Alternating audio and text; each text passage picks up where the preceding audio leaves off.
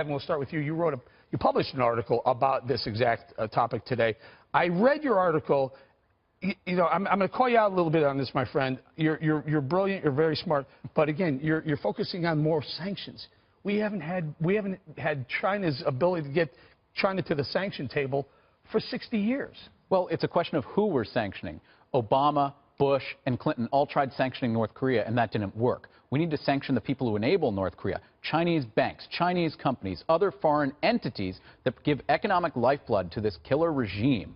And when you do that, you're going to start to strangle them economically. At the same time, we need to call on places like South Korea and China to stop giving aid, which undercuts sanctions.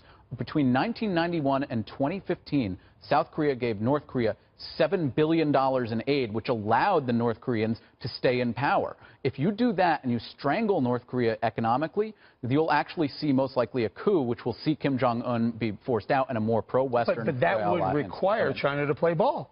If you sanction Chinese banks and say there's no business dealings with the United States and the West, you bet China's going to play ball because they won't have any money.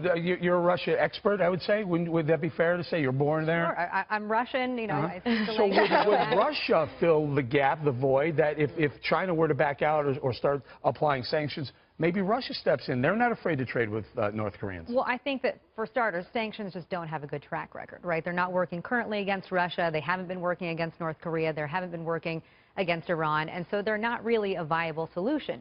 And while China and Russia might not necessarily want to play ball, the United States also needs them. North Korea is not an issue the United States can go at alone. I think that we all can agree that we want to try to avoid any type of military conflict or military escalation on the part of the United States. And so if you actually give these countries something to work with, right, rather than trying to slap them on the wrist and sanction them, that might lead to some type of positive development. What does that look like, Alona, if I can ask? They're giving them something to work with, outside of sanctions? I think just having a dialogue. The thing about Russia, for example, that I feel so many people fail to understand is that Russians will cut off their nose to spite their face, right? They are a very stubborn country, and so the more that you try to clamp down, the more that they are chided by the international community, the more resistant and stubborn they will be. And so I think that if you make China and Russia feel like they're partners who are needed on the part of the United States, then maybe they'll come to the table. Is there any getting China to the table, honestly, if we haven't been able to do it? I went back. Harry Truman, Eisenhower, Kennedy, Nixon, Ford, Carter, Reagan, Bush, Clinton, Bush again, other Bush, Obama. Does Trump have to try something other than bringing China to the table? Well, I think that if China knows what's best for China, not for us, for China, the worse things get for us, the more likely they would be to want to get involved. Having there be instability there, having North Korea be a problem for us, China likes that. They don't want a war. That would be the worst for them. They'd have a refugee issue. You could have nuclear programs in Japan and South Korea. It's just a Chinese nightmare. So I don't know why they're not looking at this and being more concerned about it. I don't understand. Big trading partner. Sure, but that all goes away if we have to have World War III right there. Well, I'm not sure it goes to World War III. And I was going to say, and I don't think anybody believes it's going to get there, Eric. I think that's the problem, is that people have seen president. You gave a beautiful laundry list of presidents who have really completely failed, been completely inefficient. I agree with Alona. I think sanctions make us feel good. That's the problem I had with the Iran deal. There's no way to really enforce them. Therefore, they become completely ineffective. And I will tell you, Eric, I believe President Trump talked very tough on China as a candidate. I think it's time for the tough to follow through. Allow me to bring our two specialists in. Is there any, I'll start with you, Alona. Do you doubt Kim Jong-un's desire and willingness to actually put a warhead, nuclear warhead, on a ballistic missile and send it our way? I don't think Kim Jong-un is a rational actor. So you have to keep that in mind when thinking about what his intentions may or may not be. I also think that he's someone who cares about his own survival. Politically and, tangibly. and tangibly, too. So I do think that this is, a political actor who very much also wants to be recognized on the world stage, wants to feel like he has some type of importance, and that's why they make these type of gestures that threaten and risk other people. Do you allow that to happen? If you just say he's unstable and you wouldn't put it past him to actually firing off a missile that could reach the United States? No, but I don't think that you allow for it to happen, but I also don't think that you overreact and say it's time to bomb. Let's be clear the here, truth though. is that nothing has changed, right? The populations of South Korea and Japan are still in the same danger that they were before this intervention. Kim Jong-un is staking his entire legitimacy of his regime on making this nuclear program. For him to disarm at this point, it would take massive amounts of incentive. And what does North Korea do? And he said today, Evan, by the way, that's off the table. Right, no negotiation. negotiation. Of course not. The only way they'll negotiation if it's one-on-one, because that gives them further legitimacy. When Dennis Rodman went there 2-3 weeks ago, they loved it. It was a victory for the North Koreans because they see this American who rationalizes them putting their own people in prison. So, Evan, that's hindsight. Now let's be foresight. Let's go look forward. So then what? He's irrational. We wouldn't put it past him, Kim Jong-un, to do something stupid.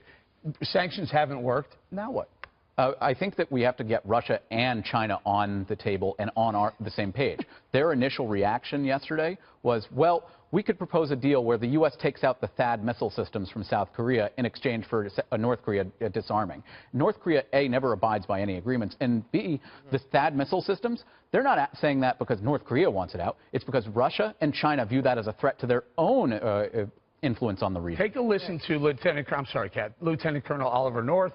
He had some provocative analysis on Fox earlier this afternoon about what he says led us to this point with North Korea. We're paying the price for 8 years of Obama's flaccid response to real existential threats from both Pyongyang and Tehran. Look, the Obama administration's non-proliferation policy, which they put at the top of the list of things they wanted to do, it was simply a matter of unilateral disarmament. If we disarm, everyone else will. It was fatally flawed, pacifist hogwash.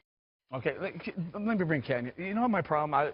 Oliver North, war hero, I get it, but he just blamed this all on Obama. Yeah. This goes back, I named 8 presidents, 1, 2, 3, 4, 5, 6, 7, 8, 9, 10 presidents that we can hang this on. Yeah, certainly don't think that we can pin this on Obama. Absolutely not.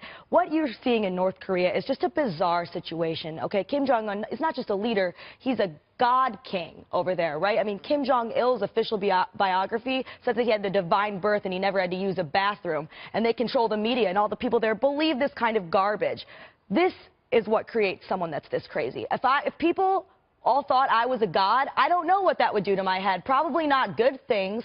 So no, to blame this on any leader, that's a little ridiculous. Let me throw something at you, Ebony. Yes, sir. We spent the better part of $1 trillion on the Afghan and Iraq wars, conflicts, wars, whatever you want to call them. We lost, I don't know, several thousands of Americans. Their lives, yeah. What if we just, this cyber war I suggested, what if we spend, I don't know, $200–300 billion paying off people who know cyber, who can get in and start working their way infiltrating the North Korean systems, nuclear and such, bring them down that way. Yeah, I see Evan over here shaking his head, so we'll get to that in a second. I'm not mad at that, Eric, because to me, the options are getting more and more limited with each passing year, right? So what we know is their program is ramping up. We know, as Alana points out, the territories of civilians is the same. And actually, it's getting bigger because now they're getting closer and closer here to the U.S., Alaska now, maybe L.A. soon.